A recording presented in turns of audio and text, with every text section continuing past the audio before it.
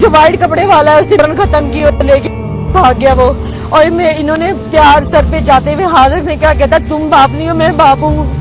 और वो बदतमीजी करता है, धक्के देता है और वो उसको वो बोलता है कि ये बोलो। वो जो जितनी पुलिस वाली है वो कौन है, वाइट कपड़े वाला कौन है वो।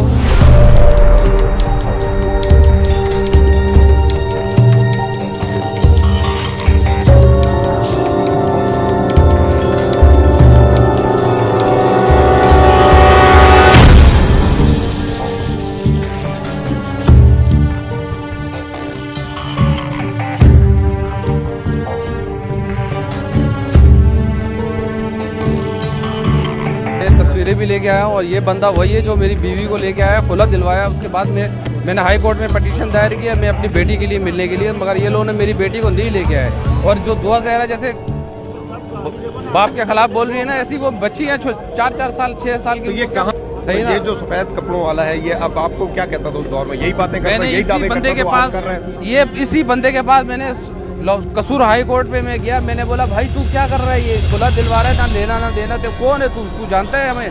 वो बोला भाई मैं तो ड्राइवर हूँ, मेरे को किसी ने भेजा, मेरे कोई लेना देना नहीं।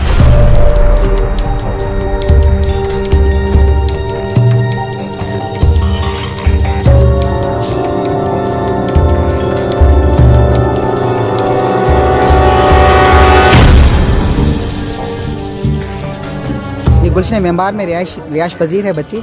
ये 2 जून को बच्ची अगवा हुई, जिस पर बच्ची को देखेंगे तो बच्ची 13 साल की बच्ची है, कम उम्र बच्ची है। इसी महीने एक केस था दुआ ज़हरा का, इसी महीने केस था एक आयशा का। ये तीसरा वक़्वा है कराची का। देखिए हमारे यहाँ मसला ये है, जब से ये चाइल्ड मैरिज रिस्ट्रेंट एक्ट आया जो सिंध में लागू हुआ, अब लोगों ने क्या करना शुरू किया कि यहाँ से बच्चियाँ अगवा होकर पंजाब में या खैबर पख्तूनख्वा में जाके शादी करती हैं, क्योंकि वहाँ पे ये लॉ रिस्ट्रेन नहीं करता। कल दुआ ज़हरा का भी जो हाई कोर्ट ने फैसला दिया, वो भी फैसला इसी वजह से क्योंकि वो शादी जो है वो पंजाब में तय पाई और बच्ची का जो मेडिकल हुआ वो 17 साल का था। देखिए हमारे यहाँ किस तरह से मेडिकल रिपोर्ट्स भी अक्सर औकात आपने देखा होगा चेंज हो जाती हैं। जो बच्ची 13 साल की थी, उसके वालिद की शादी को अगर 14 साल हुए तो बच्ची की एज 17 साल कैसे होगी? लेकिन बच्ची 13 साल की, बच्ची का बेफाम बना हुआ है। आप बच्ची की एज देख सकते हैं। बच्ची कल तक जो थी बड़ी प्रेशराइज थी, इसकी स्टेटमेंट कल तक कोई और थी, लेकिन बच्ची जब यहाँ सुबह कोर्ट में हमें मौसूल हुई, हमने बच्ची की प्रॉपर काउंसलिंग की और बच्ची ने फिर माँ से गले लगा के इसने बड़ा रोई। इसने अपने दुख का इजहार किया, बताया कि मुझे जो है वो ज़बरदस्ती घर के बाहर से अगवा किया गया था, फिर मुझे नशा दे के रेम्यार खान ले जाया गया। अब बच्ची रेम्यार खान से रिकवर हुई। आज इसने बच्ची ने कोर्ट में स्टेटमेंट दिया कि मैं अपने माँ बाप के साथ जाना चाहती हूँ और कोर्ट ने आज इनको इजाज़त दी कि अपनी माँ के साथ ही जाएँ। मुलजमान गिरफ्तार हुए? मुलजमान गिरफ्तार थे, लेकिन बच्ची ने और उनके पेरेंट्स ने कहा कि हमें कोई कार्रवाई नहीं करनी, हम गरीब लोग हैं, हम कोर्टों को अफोर्ड नहीं कर सकते।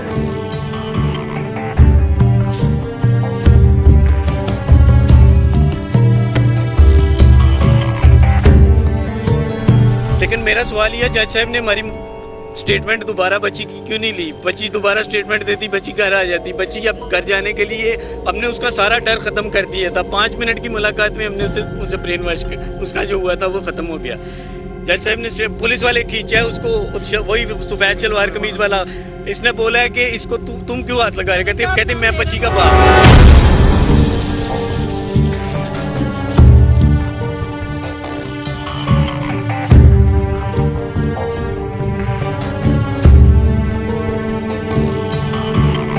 कैसे हुआ कि पहले एक जज ने जिम्मेदाराना बयानात दिए, ह्यूमन ट्रैफिकिंग की बात की गई? ऐसे कैसे हुआ कि 10 तारीख को होने वाले केस की पेशी 6 तारीख को फौरन कर दी गई?